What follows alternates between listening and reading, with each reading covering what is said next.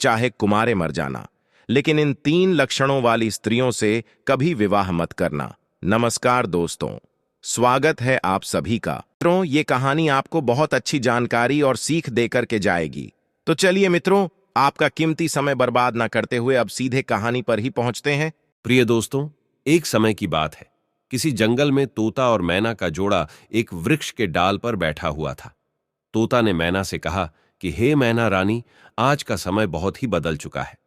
मैना कहने लगी, पिया जी, ऐसा क्या समय बदल चुका है?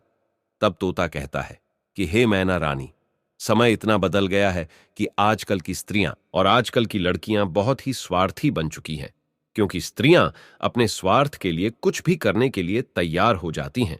जो काम उन्हें कदापि नहीं करना चाहिए, वो स्वार्थ के प्रति स्त्रियां कर बैठती हैं।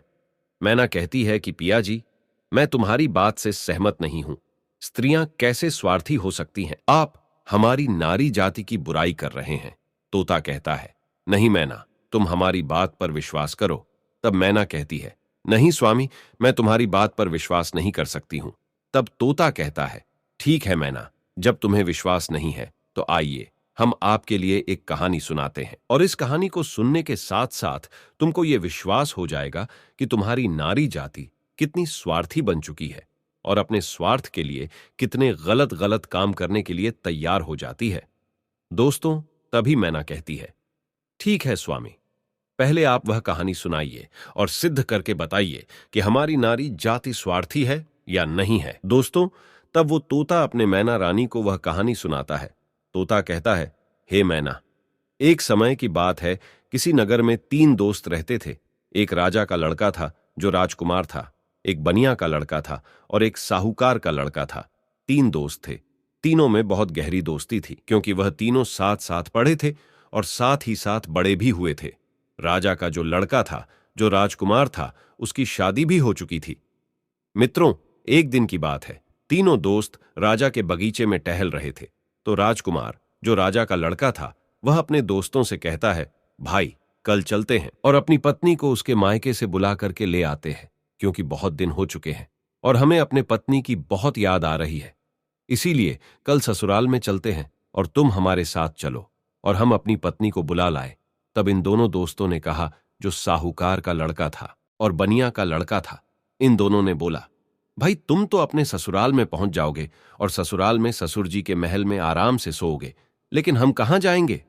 तब राजकुमार कहता है, मेरे भाई, तुम कोई सराय देख लेना और एक रात की ही तो बात है, रात सराय में काट लेना और सुबह मैं अपनी पत्नी को लेकर के आ जाऊंगा और आराम से घर के लिए निकल चलेंगे। दोस्तों, राजकुमार के बात को सुन करके दोनों दोस्त, साहूकार का लड़का और बनिया का लड़का जो था, वो सहमत हो जाता है। लेकिन बनिया का लड़का जो था, वो बहुत ही चालाक और चतुर था, और जो राजा का लड़का, राजकुमार और साहूकार का बेटा, बिल्कुल भोले और नादान थे। दोस्तों, दोनों दोस्त जब सहमत हो गए तो दूसरा दिन होता है और दोनों दोस्त अपने दोस्त राजकुमार के साथ में वहां से चल देते हैं, और चलते चलते 3 दिन इनके रास्ते में लग गई। और 3 दिन के बाद में राजकुमार अपने ससुराल के पास में जब पहुंचता है, उस नगर के पास में जब पहुंचता है, तो राजकुमार अपने दोनों दोस्तों से कहता है, मेरे भाई, यहां कोई सराय देख लेना और रात उस सराय में काट लेना और मैं ससुराल जाता हूं, सुबह जल्दी आ जाऊंगा। तोता कहता है, हे मैना। राजकुमार इतना कहने के बाद अपने ससुराल के लिए चला जाता है, और इधर साहूकार का लड़का और बनिया का लड़का सराय की तलाश में निकल जाते हैं। ढूंढते ढूंढते उनको एक सराय दिखाई देती है, और सराय के जब समीप पहुंचते हैं तो उन्होंने देखा कि यहां खाने पीने की भी व्यवस्था सही है और रुकने की भी व्यवस्था सही नजर आ रही है। दोस्तों, सराय के दरवाजे पर जब वे पहुंचे तो वहां उन्होंने एक बुढ़िया को देखा। उस बुढ़िया के पास में जाकर कहने लगा, हे माता, हम इस सराय में रात व्यतीत करने के लिए आए हैं और सुबह चले जाएंगे। हमारे लिए इस सराय में जगह दे दो जो हम रात सही से काट सके। दोनों दोस्तों की बात को सुन करके वो बुढ़िया जो थी, वो कहने लगी, देखो बेटा, चाहे कहीं भी रुक जाओ, चाहे कहीं भी जाकर के रात काट लो, लेकिन इस सराय में आप ना रुके, इस सराय में आप रात ना गुजारे। तब दोनों दोस्त ने पूछा, ऐसा क्यों माता? तब बुढ़िया कहती है, मेरे पुत्र, इसमें अगर आप रुके तो आप जिंदा नहीं बचेंगे, क्योंकि आपकी मृत्यु हो जाएगी। दोस्तों, इस तरह से वो बुढ़िया जो थी साहूकार के लड़के और बनिया के लड़के को समझा रही थी। तब तक एक बहुत सुंदर लड़की, एक बहुत सुंदर युवती दरवाजे के भीतर उस साहूकार के लड़के को दिखाई दे जाती है। साहूकार के लड़का ने जब उस सुंदर युवती को देखा तब वो उस पर मोहित हो गया और उसके साथ रात में रुकने के लिए वो तैयार था। उतावला हो रहा था कि किसी न किसी तरीके से हम इसके साथ रात गुजार लें। मित्रों, इधर वो बुढ़िया समझाती रही, लेकिन साहूकार का लड़का नहीं माना। साहूकार का लड़का जो था वो अपने दोस्त से कहता हुआ चला गया कि दोस्त, तुझे कहीं जगह मिल जाए तो तू रुक लेना, पर हम तो इसके साथ में ही रुकेंगे। दोस्तों, इतना कहने के बाद में वो साहूकार का लड़का जो था उस सुंदर युवती के साथ में रुकने के लिए वो अंदर चला गया। और जो सराय में एक हॉल टाइप का रूम यानी हॉल जैसा एक कमरा था, वो बहुत गहरा और लंबा था। उसमें वो सुंदर युवती के साथ में साहूकार का बेटा चला जाता है। दोस्तों, इधर रात हो चुकी थी और सोने का भी वक्त कुछ समय में होने वाला था। दोस्तों, वो तोता मैना से कहता है, इधर साहूकार का लड़का उस सुंदर युवती के साथ में सराय के अंदर चला गया, लेकिन बनिया का लड़का बाहर रह गया, जो बहुत ही चालाक था, वह चतुर था और समझदार था। बनिया का लड़का ने उसे रोका भी, लेकिन वो नहीं माना। अब दोस्तों, बनिया का लड़का जो था वो बुढ़िया के पास फिर से पहुंचता है और कहता है, हे बूढ़ी माता, मैं आपकी बात को समझा नहीं। आपने कहा कि इस सराय में जो रुकेगा उसकी मृत्यु हो जाएगी और वह सुबह जिंदा लौट करके नहीं आएगा। इसका क्या कारण है? बताने की कृपा करें। मित्रों, तब वो बुढ़िया कहती है, बेटा, तुम उसे रोक रहे थे, लेकिन तुम्हारा दोस्त नहीं माना। मुझे डर है कि वो सुबह आपको जिंदा नहीं मिलेगा। बनिया का लड़का कहने लगा, वही तो मैं आपसे जानना चाहता हूं, माता, बात क्या है? खुल करके बताओ। तब बुढ़िया ने कहा, बेटा, ये जो सुंदर युवती आपके दोस्त ने देखी, जिसके साथ में वह अंदर चला गया, ये सुंदर युवती जो है ये एक वैश्य है और नागिन है। ये रात में अपना रूप बदल लेती है और जिसके साथ ये रात में रुकती है उसी को डस लेती है और उसको मार देती है। इसलिए हमको डर है, क्योंकि जो भी गया वो जिंदा लौट करके नहीं आया। तोता मैना से कहता है। बनिया का लड़का ये सुन करके घबरा गया और कहने लगा, हे बूढ़ी माता, हमें कोई रास्ता बताओ जिससे हम अपने दोस्त की जान बचा सके। तो बुढ़िया कहती है कि बेटा, मैं तुम्हें एक तलवार देती हूं और अगर तुम उस नागिन का वध कर सको तभी तुम्हारा दोस्त बच पाएगा। बनिया का लड़का समझदार और चतुर था, वो तैयार हो गया और कहने लगा, माता, लाइए तलवार, मैं अपने दोस्त का जान जरूर बचाऊंगा, चाहे हमारी जान ही क्यों ना चली जाए। मित्रों, बुढ़िया बनिया के लड़के को तलवार देती है और वो चुपके से सराय के अंदर घुस जाता है और जहां उसका दोस्त साहूकार का बेटा उस वैश्य के साथ में लेटा हुआ था, वही पास में एक कोने में जाकर के बैठ जाता है और इंतजार करने लगता है कि कब ये नागिन का रूप धारण करे और हम इसको मारे। दोस्तों, आधी रात का समय होने वाला था और तभी वह सुंदर युवती जो नागिन थी वह अपना रूप बदलती है और जैसे ही साहूकार के लड़के को काटने वाली होती है तो उसका दोस्त बनिया तलवार लिए तो बैठा ही था, एकदम से उसने तलवार चलाई और उस नागिन का वध कर दिया और वो सुंदर युवती मर गई। दोस्तों, इस तरीके से उसने अपने दोस्त की जान बचाई और उस मरी हुई नागिन को पलंग के नीचे रख दिया एवं छिपा दिया। दोस्तों, तब तोता मैना से कहता है, वो बनिया का लड़का जो था इतना काम करने के बाद, अपने दोस्त की जान बचाने के बाद सराय से बाहर निकल आता है और जब बाहर निकल आया तो उसने क्या देखा कि एक सुंदर स्त्री जो है वह जंगल की तरफ जा रही है। उसने देखा और विचार किया कि यह सुंदर स्त्री जंगल में इतनी रात में कहां जा रही है।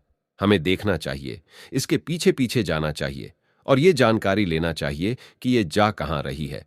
वो बनिया का लड़का जिसके हाथ में तलवार था, जिसने नागिन का वध किया था, वो उस सुंदर स्त्री के पीछे चल देता है और वो बनिया का लड़का सोचता जा रहा है कि देखे ये कहां जा रही। वो स्त्री चलती चली गई और जंगल में एक साधु का आश्रम था और वो स्त्री साधु के आश्रम पर पहुंच गई और जाकर के उसने साधु से मुलाकात की और वो सारा नजारा बनिया का लड़का दूर से ही देख रहा था। जब उसका जाने का समय हुआ तो साधु से मिलने के बाद फिर वो सुंदर स्त्री हाथ जोड़ करके कहने लगी, आज आपसे मेरी आखिरी मुलाकात है। साधु कहने लगा, वो क्यों? तो वो सुंदर स्त्री जवाब देती है, हमारे पति हमें लेने के लिए आए हैं और अभी हमारे घर पर ठहरे हुए हैं। कल मैं अपने पति के साथ ससुराल चली जाऊंगी। आज के बाद फिर मैं आपसे मिलने के लिए नहीं आ पाऊंगी। तब वो साधु कहने लगा, रोजाना तो हमारे पास आती थी, लेकिन अब हमें धोखा देकर के जा रही हो और कह रही हो कि अपने पति के साथ जा रही हो। तब वो सुंदर स्त्री जवाब देती है, हाँ, मेरा पति मेरे घर पर ठहरा हुआ है और कल मैं ससुराल चली जाऊंगी।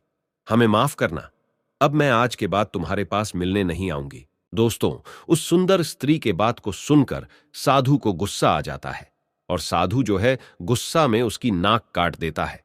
और जब उसकी नाक कट जाती है तो उसे पीड़ा होती है और वो पीड़ा को सहन करती हुई चिल्लाती हुई अपने घर के लिए भाग खड़ी होती है। इधर दोस्तों, वो बनिया का लड़का सारी बातें सुन रहा था और ये नजारा देख रहा था। उस बनिया के लड़का को बहुत गुस्सा आ गया और उसने गुस्से में साधु को मार दिया, उसकी हत्या कर दी और उसको मार करके वहां से तुरंत वे चल देता है और आगे चल करके एक मंदिर था और उसी मंदिर में जाकर के छिप कर भीतर बैठ गया। अब वो सोचता है कि हे प्रभु, इस दुनिया में हो क्या रहा है। अब इधर जो वो बनिया का लड़का मंदिर के अंदर बेचारा चुपचाप बैठा हुआ था, वहां पर कुछ चोर आते हैं और चोर मंदिर के बाहर से हाथ जोड़ करके कहता है, हे देवी मां, हम चोरी करने के लिए जा रहे हैं और अगर ये हमारी चोरी आसानी से हो जाए और हम ना पकड़े गए तो कल हम तुम्हारे पास तुम्हारे लिए राजा के लड़की को लाएंगे और उसकी बलि चढ़ाएंगे। इतना कहने के बाद में वो चोर अपनी चोरी करने के लिए चले जाते हैं और जो अंदर बनिया का लड़का बैठा था, उसने जब चोरों की बात को सुना तो उसके पैरों तले जमीन खिसक गई और वो कहता है, ये क्या है, यहां भी एक हत्या होने वाली है। हे प्रभु, ये हो क्या रहा है। दोस्तों, वो बनिया का लड़का विचार करता है, चाहे कुछ भी हो जाए लेकिन मैं राजा की लड़की की हत्या नहीं होने दूंगा। ये सोच करके वो मंदिर में बैठा रहा। इधर दोस्तों, क्या हुआ कि वो स्त्री जो थी जिसकी नाक साधु ने काटी थी, वो अपने घर पर पहुंची और उसने रोना धोना बंद किया। बाकी पीड़ा तो सता रही थी। उसने विचार किया, अगर सुबह लोग हमको देखेंगे तो पता नहीं, न जाने मेरे बारे में क्या कहेंगे, हमें शर्म से अपना सर नीचा झुकाना पड़ेगा। क्यों ना हम अपने पति को फंसा दें और ये कह दे कि हमारे पति ने मेरी नाक काट ली। तो वही हुआ। सवेरा होने वाला था और जैसे ही थोड़ा प्रकाश होने को था, तभी वो चिल्लाने लगी और कहने लगी कि देखिए देखिए, हमारे पति ने हमारी नाक काट ली। दोस्तों, घर वाले जो थे वो एकदम से भाग करके आते हैं और उसके पति को बंदी बना लेते हैं। जो वो राजकुमार था, जो राजा का लड़का था, उसको पकड़ लेते हैं और पकड़ करके वहां से राजा के सामने पेश कर देते हैं। राजा वो सारा वृतांत जान करके उसको जेल में डाल देता है। तब तोता मैना से कहता है, हे मैना रानी, अब आगे सुनिए क्या हुआ। इधर पूरा दिन व्यतीत हो गया। उसका दोस्त जो बनिया था, उसने पूरा दिन इधर उधर बैठ करके काट लिया और जब रात हो गई तब उसी मंदिर में जाकर के वे छिप करके बैठ गया, क्योंकि उसे मालूम था कि ये चोर राजा के लड़की को पकड़ करके जरूर लाएंगे, उसकी हत्या जरूर करेंगे, लेकिन मैं उसकी हत्या नहीं होने दूंगा। जब रात हो गई तो मंदिर में जाकर के तलवार लेकर के छिप कर बैठ गया और इधर आधी रात जब होती है तभी वो चोर राजा के लड़की को पकड़ करके लाते हैं और मंदिर के बाहर बैठ जाते हैं। कुछ देर बैठ करके बातें करते हैं और कहते हैं, देवी मां ने हमारी बातें सुन ली है, कितनी बढ़िया हमें चोरी करवा दी, पकड़े भी नहीं गए और बहुत मालदार भी बन जाएंगे क्योंकि हमने बहुत माल लूटा है। इस तरीके के बातें कुछ देर करते रहे। फिर उनमें से एक बोला, देख भाई, अब उस लड़की को जल्दी ले जा और देवी मां के सामने उसका सिर काट देना और उसकी बलि चढ़ा देना। तो दोस्तों, उन चोरों में से एक चोर जो था वो राजा के लड़की को पकड़ करके अंदर मंदिर में प्रवेश करता है और देवी मां की जहां पर मूर्ति थी वहां पर ले जाता है और उस लड़की का सिर काटने के लिए जैसे ही वो चोर जाता है तो बनिया का लड़का तो वहां तैयार ही बैठा हुआ था और वो चोर राजा के लड़की का सिर नहीं काट पाया, उसकी बलि नहीं चढ़ा पाया, क्योंकि उससे पहले ही बनिया के लड़का ने उस चोर को मार दिया और चोर को मार करके उसकी लाश को एक बगल में रख दिया। इधर दोस्तों, उन चोरों में से एक चोर कहता है, देख भाई, वो हमारा एक साथी गया है, वो लौट करके नहीं आया है। अरे तू जा और देख करके आ कि उसने बलि चढ़ा पाई या नहीं चढ़ा पाई। दोस्तों, ऐसे ही दूसरा चोर जो है जैसे ही मंदिर में प्रवेश करता है तो वो बनिया का लड़का तैयार बैठा हुआ था, उसने उसको भी मार दिया। कहने का मतलब यह है कि इसी तरीके से उस बनिया के लड़के ने जितने भी चोर थे सारे चोरों को मार दिया और उस राजा की लड़की की रक्षा की। जब सारे चोरों को मार देता है तब वो लड़की निर्भय हो जाती है और उसके बाद में वो बनिया का लड़का राजा की लड़की से कहता है कि चलो, हम तुम्हारे घर तक तुम्हें छोड़ देते हैं। दोस्तों, राजा की लड़की घबराई हुई थी, उस बनिया के लड़के के साथ में चल देती है। और इधर राजा की जो लड़की थी वो बनिया के लड़के से प्रेम करने लगी और कहने लगी कि हम तुमसे विवाह करना चाहते हैं। दोस्तों, बातों ही बातों में वो लोग राजा के घर तक पहुंच गया और घर के दरवाजे पर जैसे ही पहुंचा तो बनिया का लड़का ने मना कर दिया। नहीं, मैंने तुम्हारी रक्षा की है, इसका मतलब ये नहीं है कि मैं तुमसे विवाह करूं। मैं ऐसा कदापि नहीं कर सकता। राजा की लड़की को गुस्सा आ गया और कहने लगी, अगर आप हमारे साथ शादी नहीं करेंगे तो मैं आपको जेल में डलवा दूंगी। बनिया का लड़का कहने लगा, जैसी आपकी मर्जी, लेकिन मैं शादी नहीं करूंगा।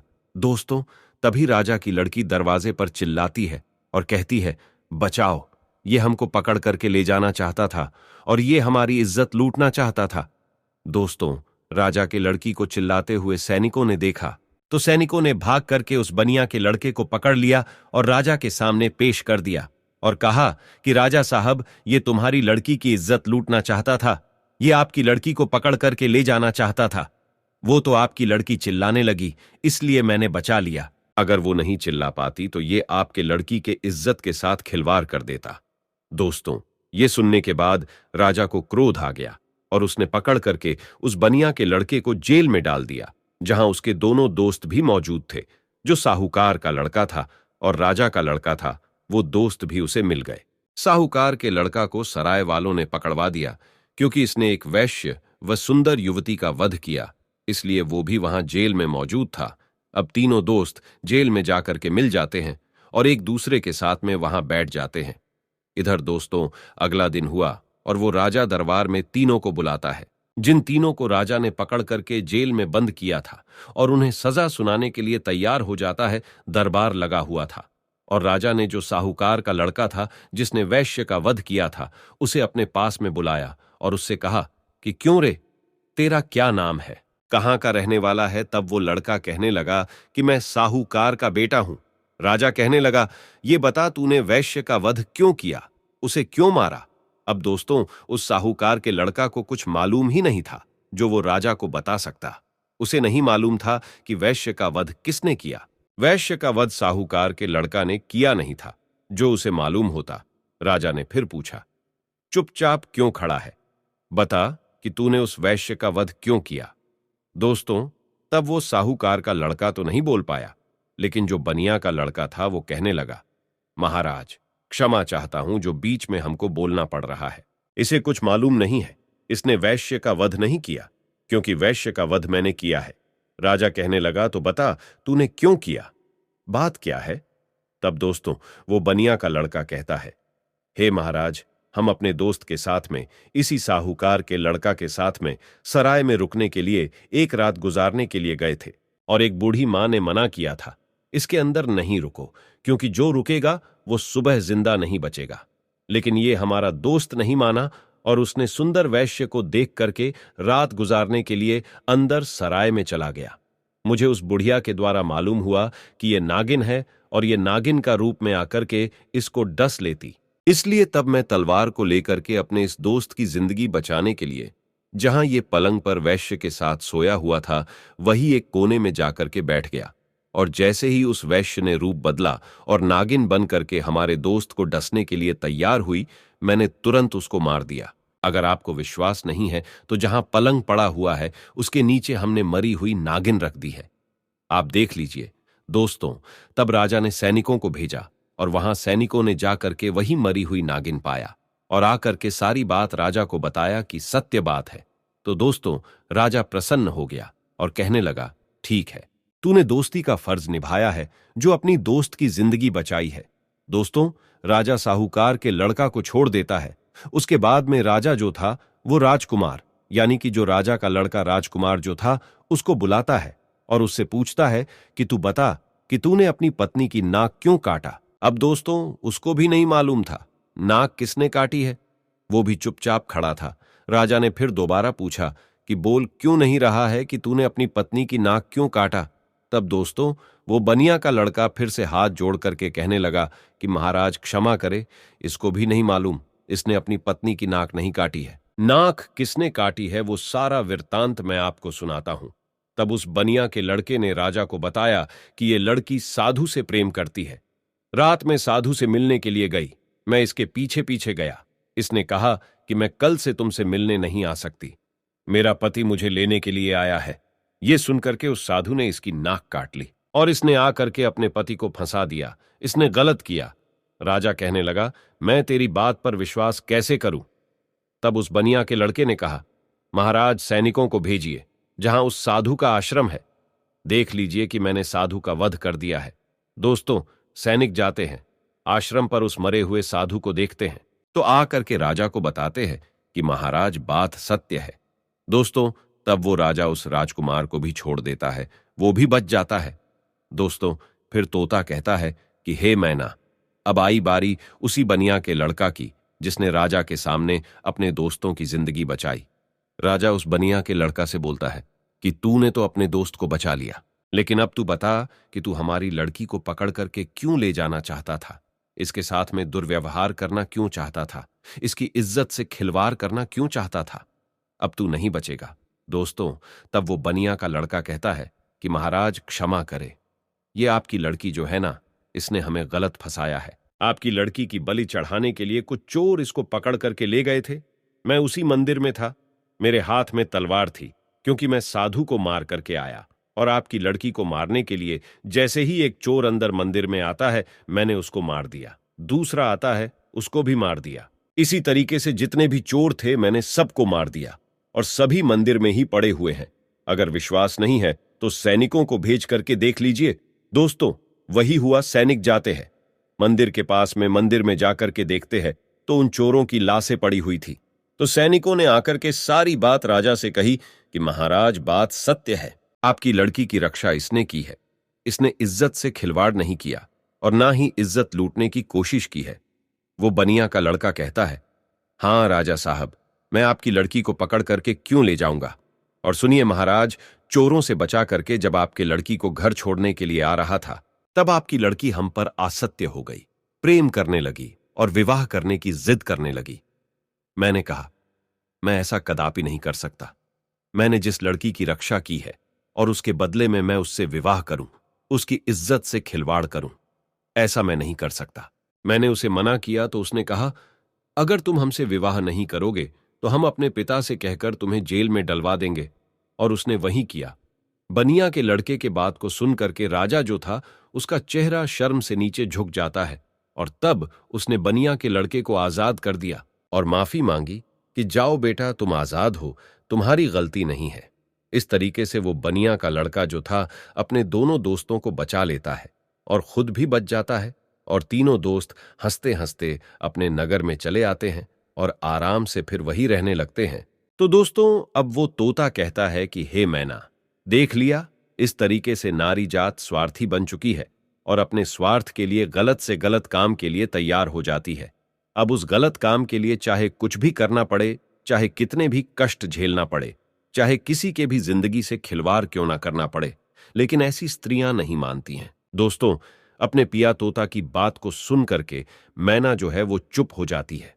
उसके बाद में तोता कहता है, हे मैना रानी, इसीलिए तो मैं सोचता हूं कि चाहे भूखे मर जाना, लेकिन इन 3 लक्षणों वाली स्त्रियों से कभी विवाह मत करना। तोता समझाता है कि 3 लक्षणों वाली स्त्रियां ये है। पहली, वो जो पति होकर के भी पराये पति से हित करे और पराये पति से छुप छुप के मिलने के लिए जाए, अपने पतिव्रता धर्म को भूल जाए और उसके साथ में हवस का शिकार बन जाए। तो ऐसी स्त्री से हमेशा बचना चाहिए और ऐसी स्त्रियों से दूर रहना चाहिए। और दूसरी स्त्री वो है जो एक स्त्री तो है, लेकिन वेश्यावृत्ति के तरह जिंदगी गुजार रही है, नागिन की तरह रह रही है। अब उसे अपने हवस के इच्छा पूर्ति के लिए चाहे अपने पति का ही कत्ल क्यों ना करना पड़े, लेकिन वो कर बैठती है और नागिन की तरह अपने पति को दस करके उसे मार डालती है। तो ऐसी वेश्यावृत्ति के लक्षण वाली जो स्त्रियां हैं, इनसे दूर रहना चाहिए, इनसे कदापि विवाह करने की इच्छा नहीं रखना चाहिए। और तोता बोला, हे मैना, तीसरी स्त्री वो है जिसकी जान अगर कोई बचाए और अगर वो मरने के लिए जा रही हो और उसकी अगर कोई जान बचा ले, और ऐसे में वे मददगार को ही झूठा फंसा दे और उसी मददगार से विवाह की इच्छा करे, उसी से दुर्व्यवहार करने की इच्छा करे और फिर उसको झूठा फंसा करके उसको मरवा डाले, या उसे जेल में बंद करवा दे या उसे सजा दिलवा दे। तो ऐसी स्त्रियों से भी हमेशा बच के रहना चाहिए। इनका कोई भरोसा नहीं है कि किस वक्त तुम्हारी जिंदगी को ले बैठे। तो दोस्तों, मेरे कहने का तात्पर्य यह है कि ये कहानी हमें यही सिखाती है कि चाहे जीवन में कुमारे मर जाना, लेकिन इन 3 लक्षणों वाली लड़कियों से हमेशा दूर रहना, बच करके रहना। कभी जिंदगी में फंसोगे नहीं और कभी जिंदगी में दुखी नहीं रहोगे, और तुम्हें कभी भी जिंदगी में रोना भी नहीं पड़ेगा और पछताना भी नहीं पड़ेगा। तो प्रिय मित्रों, कैसी लगी आपको ये कहानी? अगर कहानी अच्छी लगी है, पसंद आई है, तो कमेंट बॉक्स में जरूर बताना, और हो सके तो अपने मित्रों को भी शेयर करना और हमारे चैनल को सब्सक्राइब अवश्य करना। और दोस्तों, सच्ची श्रद्धा से कमेंट में जरूर लिखे जय श्री राम, जय हनुमान। साथ ही देवों के देव हर हर महादेव सदैव आप पर अपनी कृपा बनाए रखे। प्रिय मित्रों, वीडियो को अंत तक देखने के लिए धन्यवाद। जय श्री राम।